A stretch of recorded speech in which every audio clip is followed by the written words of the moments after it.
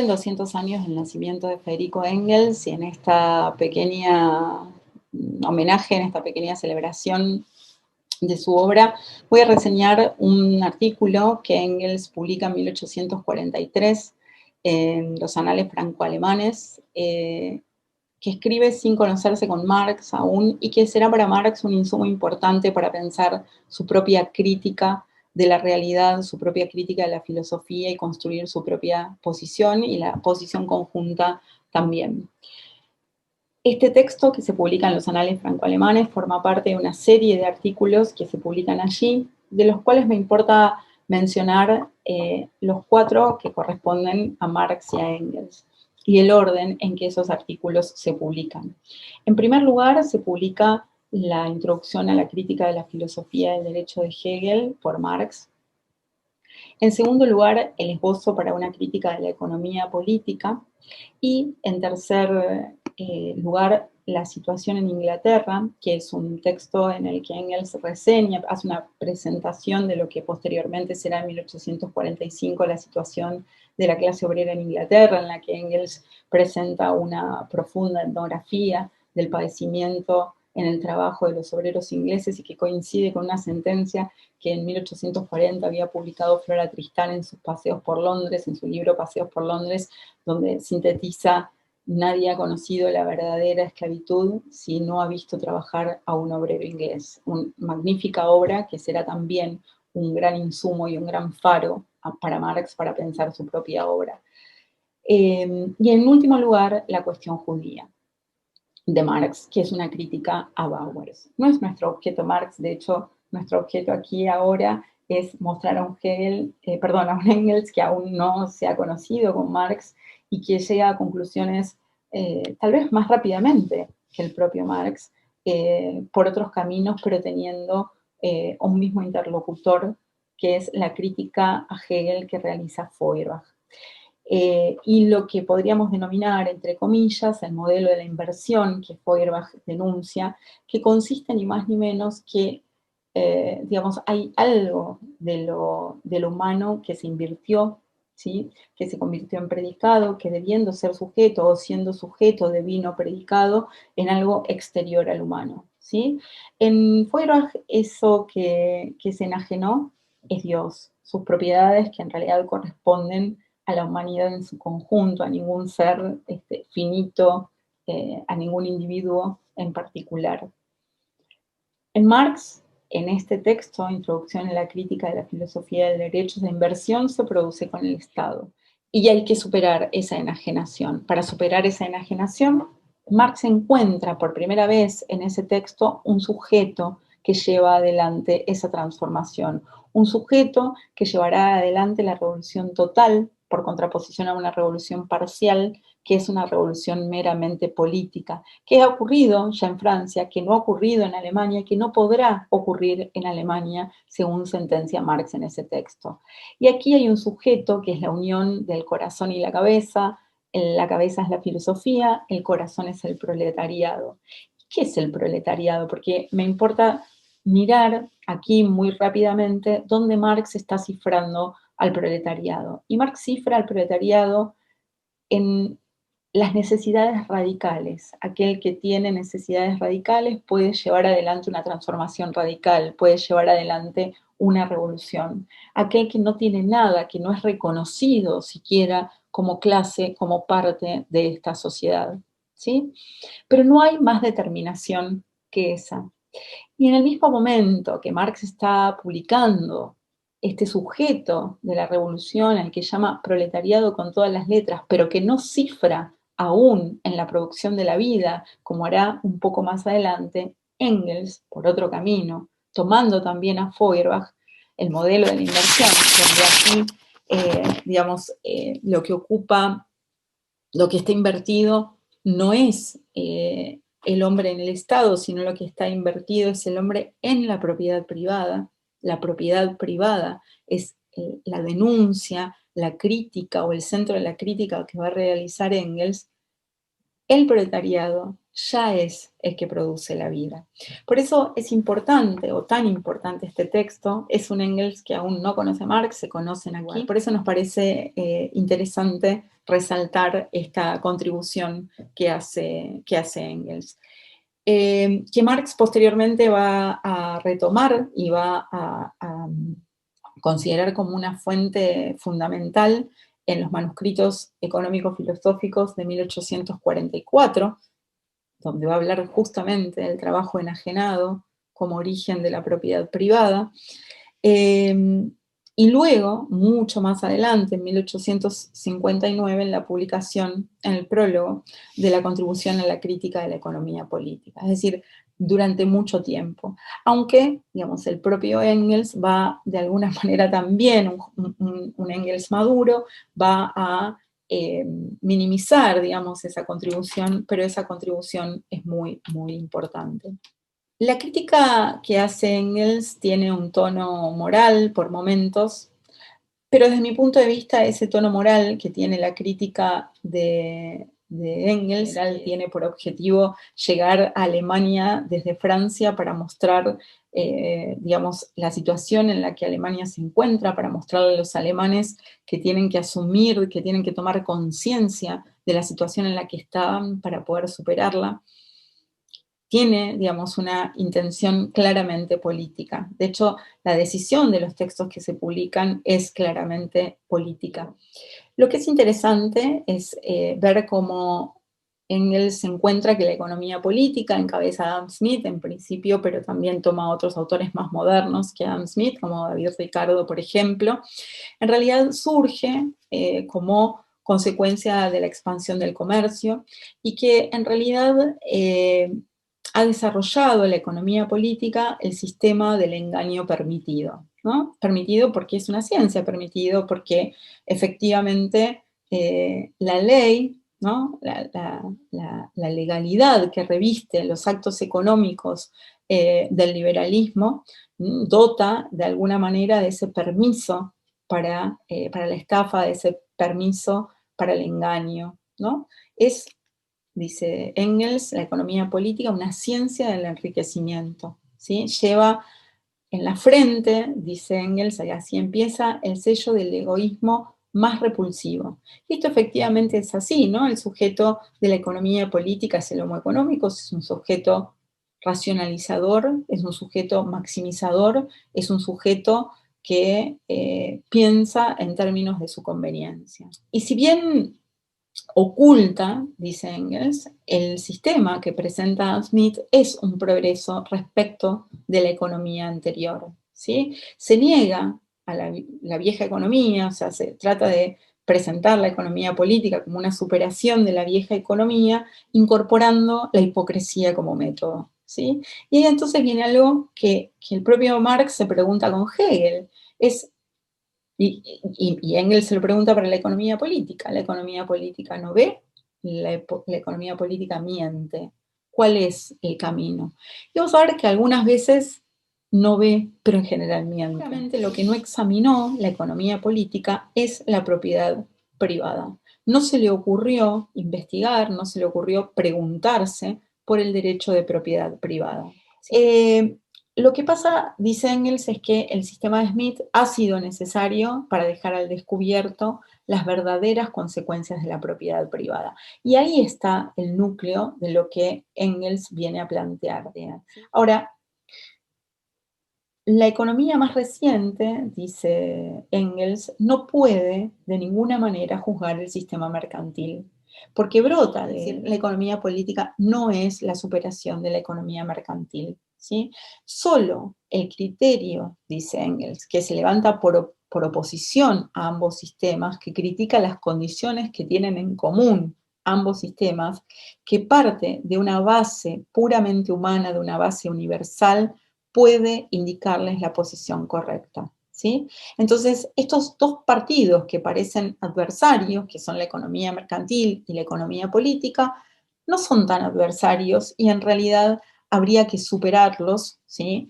Teniendo como sujeto, teniendo como base lo puramente humano, lo universal. Entonces, lo que podríamos decir es, en primer lugar, comparte con Marx la crítica como método, ¿sí?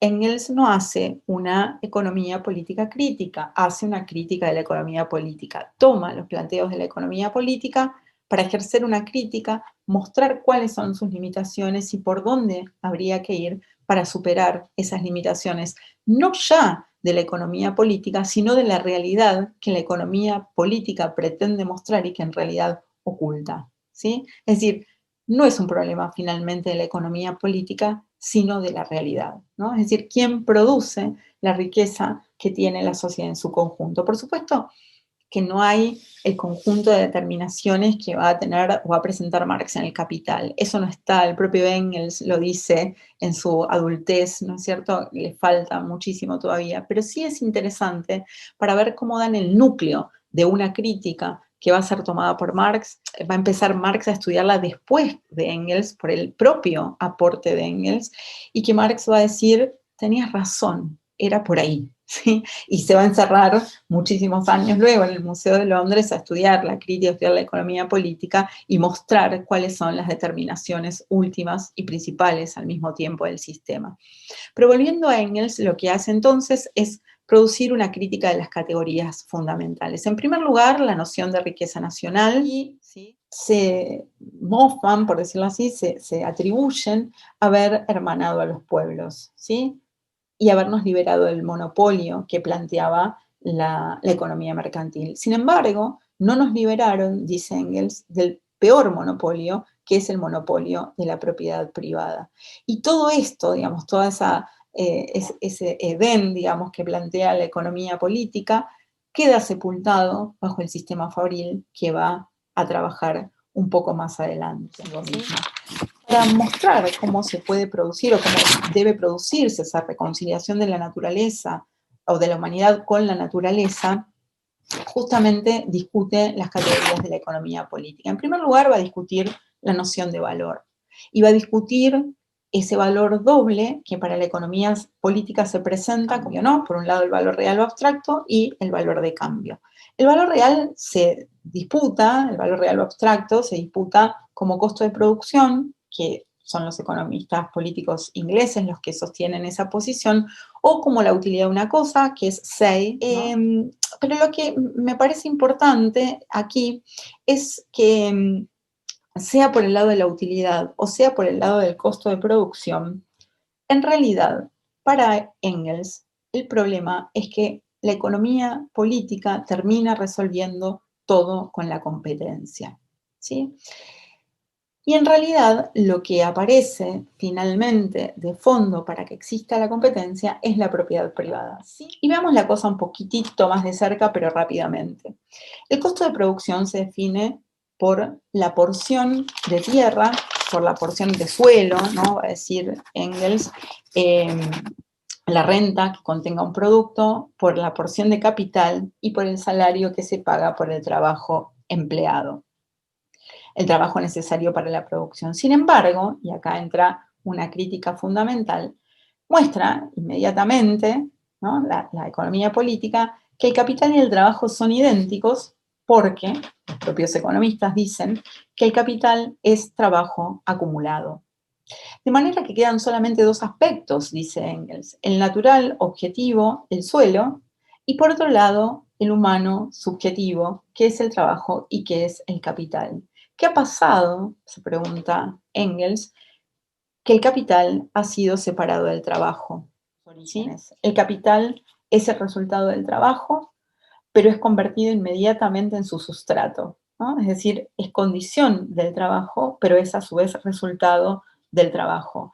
La unidad entre trabajo y capital solo se mantiene, dice Engels, en la definición de capital como trabajo acumulado. La división, dice Engels, del capital y el trabajo que se deriva de la propiedad privada no es nada más que la desunión del trabajo en sí mismo. Fíjense si no suena parecido a lo que Marx va a decir al año siguiente, ¿no? ¿Qué es la separación del trabajo mismo? Es la separación del trabajo con el trabajo. El trabajo es el que genera riqueza, el capital es trabajo acumulado, pero hay un momento donde se pierde el rastro del trabajo en el capital y el capital domina al trabajo. De la consumación de esta división surge la división de la humanidad entre capitalistas y trabajadores. Es decir, que ya claramente Engels, de manera mucho más veloz, mucho más rápida que lo que hace Marx, de manera mucho más bonita, sin dudas, en la contribución a la crítica, en la introducción a la crítica de la filosofía del derecho, es presentar las clases que son sujeto del capitalismo, es presentar al capitalista y es presentar a los trabajadores y cómo los trabajadores son efectivamente los que producen la riqueza. Es decir, aquí la superación va a estar cifrada en que ya producen, en que son los que producen y no en los que no tienen nada para perder. ¿Sí? Hay una diferencia sustantiva a la que Engels arriba primero. Claro que Marx luego le imprimirá nuevas determinaciones y muy importantes, pero es importante este aporte que Engels hace solo, insisto, para autonomizarlo de Marx y reconocerle, digamos, este aporte al desarrollo de este pensamiento conjunto que vendrá después, porque, digámoslo también, esto se va a presentar en la Sagrada Familia, en la crítica de la crítica crítica, pero también en la ideología alemana. Y si nosotros leemos el esbozo de crítica de la economía política, podemos luego encontrar algunas formulaciones en la ideología alemana que podemos rastrear como pluma de Engels, como un aporte importante de Engels. Engels dirá en un texto de ya un Engels muy adulto, que es Feuerbach y el fin de la filosofía clásica alemana, que en la ideología alemana ellos no sabían nada de economía. Sabían bastante, mucho más que Marx en el 43, mucho más que el propio Engels en el 43, que ya sabía bastante, menos de lo que va a saber Marx en el Capital, o el Engels que escribe o reescribe o edita los tomos 2 y 3 del Capital luego de la muerte de Marx. Sin embargo, es muy importante esta, digamos, conjunción de discursos, conjunción de pensamientos, conjunción de diálogos que hacen de estos dos autores en principio separados y después juntos, esta potencia del pensamiento que es unir, que es juntar, pero no como mezcla, como yuxtaposición, sino tomar los elementos claves de la filosofía alemana, de la economía política inglesa y de la política francesa. ¿Sí? Esto me parece sumamente sustantivo. ¿Sí? La segunda categoría que él quiere trabajar es justamente el trabajo. ¿Sí? Y lo que va a decir es que el trabajo es lo esencial en la producción, que es la fuente de la riqueza, la actividad humana libre, y que es desdeñado por el economista. El trabajo es desdeñado por el economista. Así como el capital ya fue separado del trabajo, dice Engels, el trabajo se escinde por segunda vez. ¿Sí? El producto del trabajo se le contrapone al obrero como salario. El obrero no se queda con el producto de su trabajo, sino con el salario. Y el salario, nuevamente, está determinado por la competencia. ¿Sí? Si no hubiera propiedad privada, no debería existir ese salario y ese salario no estaría determinado por la competencia. Es decir, solo se compite porque hay elementos privados unos de otros que entran en una carrera a ver cuál de los dos vence. ¿Sí? Si no existiera la propiedad privada, no existiría la competencia. Entonces, lo que los economistas políticos ven como el centro, como el nudo del problema o digamos, como el motor, en verdad, de la economía, que es la competencia, Engels ve una limitación porque no es sino la expresión de la propiedad privada, de la existencia de la propiedad privada. ¿Y qué es la propiedad privada? ¿De dónde sale la propiedad privada? Y la competencia se presenta como el libre juego entre la oferta y la demanda. Esto que les encanta a los economistas y que en el Capital es abordado en el tomo 3, ¿sí? En este estado inconsciente de la humanidad, dice Engels, ningún hombre sabe cuán grande es la oferta y cuán grande es la demanda. Es decir, un estado de inconsciencia de la humanidad. Sin embargo, y acá viene, me parece a mí una parte sustantiva del desarrollo del texto, es evidente que esta ley es una ley puramente de la naturaleza y no del espíritu, una ley que produce la revolución. ¿Sí? Y hago una pequeña observación Me parece personalmente que cuando Engels habla de una ley de la naturaleza, habla de aquello que es ajeno a la voluntad, ¿sí? Sin embargo, es evidente que esta ley es una ley ajena a la voluntad, es decir, nadie lo hace conscientemente, podríamos decir, y no del espíritu que supone, digamos, un nivel de conciencia. Una ley que produce la revolución, ¿sí? El economista, dice Engels, afirma que nunca puede producirse demasiado y la práctica responde con crisis recurrentes, con crisis comerciales que retornan regularmente, dice Engels, cada 5, cada 7 años durante los últimos 80 años. Crisis que, como las grandes plagas, dice Engels, no traen consigo más que más miseria y mayor inmoralidad. Y acá la idea de revolución me parece como ciclo, ¿no? Un ciclo que cada 5 o 7 años vuelve, ¿no? Como expansión, recesión, expansión, recesión, expansión, recesión, este ciclo de revoluciones. Pero ojo, que cuando el ciclo se cierra, podría no cerrarse, ¿sí? Es decir, la crisis económica abriendo una posibilidad para una revolución más importante, para una revolución social, cuando esto ya se haga insoportable. Si los productores como tales supieran cuánto necesitan los consumidores, si organizaran la producción, si la repartieran entre sí, entonces la oscilación de la competencia y sus crisis serían imposibles. Pero claro, es necesario que no exista la propiedad privada. Produzcan con conciencia, dice Engels, como hombres, no como átomos desparramados sin conciencia genérica, y pónganse por encima de todos estos contrarios artificiales e insostenibles. Pero mientras ustedes sigan produciendo como en la actualidad, de forma inconsciente e irreflexiva, abandonada al dominio de la casualidad, mientras las crisis comerciales permanezcan y cada una deba ser más universal y por tanto peor que la precedente, debe empobrecerse una mayor cantidad de pequeños capitalistas y aumentar en relación creciente la clase que vive de su trabajo. Y finalmente debe provocarse una revolución social como el dogmatismo de los economistas no pueden soñar.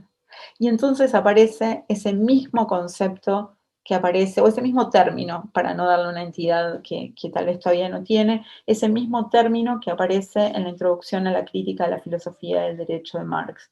Una revolución. Ojo, dice Engels, no sea cosa que cada ciclo, que es una revolución, que es una vuelta, haya un momento que no se pueda volver a encajar, ¿no?, dentro del cauce y haya una revolución social, ¿no? ¿Qué pasa? La competencia no explica. La competencia solamente es una manifestación exterior de la propiedad privada. Porque existe propiedad privada, existe competencia. Y entonces aparece algo que no puede explicar: cómo en un mundo de creciente riqueza hay población que sobra. Y para eso tuvo que inventar, dice Engels, la ley de población, la teoría de la población de Malthus. La tendencia inherente de la población de aumentar, dice Malthus, por sobre los medios de subsistencia disponibles, es la causa de toda miseria, de todo vicio. ¿Sí? Como hay muchos hombres, deben ser quitados del camino. Sin embargo, alcanza para todos. Si eliminamos, ¿qué? La propiedad privada, porque si eliminamos la propiedad privada, eliminamos la competencia. Y si eliminamos la competencia, eliminamos absolutamente toda la justificación de la economía política. Si Malthus no hubiese considerado la cuestión tan unívocamente, debería haber visto, dice Engels, que la población sobrante o la fuerza de trabajo está siempre unida a la riqueza sobrante, al capital sobrante y a la posesión sobrante de tierras. La competencia, dice Engels, permeó todas nuestras condiciones de vida y consumo, la servidumbre mutua en la que los hombres se mantienen actualmente. La competencia domina el progreso numérico de la humanidad, domina también su progreso moral. Pero en síntesis, ¿qué plantea Engels? Una crítica de los distintos conceptos de la economía política, mostrando cómo en definitiva todo es trabajo y cómo lo que ha hecho la economía política es separar al trabajo en capital y suelo y ha separado así a la humanidad de su naturaleza. De lo que se trata es de reunir esos elementos que han sido divididos, y esa reunión de elementos que han sido divididos es terminar con la propiedad privada. Pero la propia economía basada en la propiedad privada y explicada a través de la competencia puede ayudar porque lo muestra cotidianamente, lo muestra sistemáticamente a través de sus propias crisis, a través de sus propias revoluciones. Esto que Engels plantea acá muestra la centralidad que tiene la economía política, pero no la economía política como teoría, sino la economía política como explicación de aquello que ocurre en la realidad, ¿sí? Y va a haber ahí una preocupación posterior, y sobre todo por Marx, de dar un sentido amplísimo a la noción de economía y de dar sobre todo un sentido amplísimo a la noción de trabajo. ¿Qué produce el trabajo? El trabajo produce la vida y por tanto es el elemento que debe el hombre dominar, que es su propia acción, su propio intercambio con la naturaleza para poder objetivarse y poder enriquecerse en ese intercambio con la naturaleza. Así como están dadas las cosas, esto deviene y es como Marx cierra, digamos, este problema en que el trabajo enajenado es el origen de la propiedad privada, eso que la economía política no quiso explicar, no pudo explicar, o más bien trató de ocultar. Y quien está en la base de esta explicación de Marx es el propio Engels, un Engels que tiene apenas 23 años, un Engels que en 1843 conoce a Marx, de quien no se va a separar el resto de su vida y a quien le debemos estos enormes aportes, además del que reseñan el resto de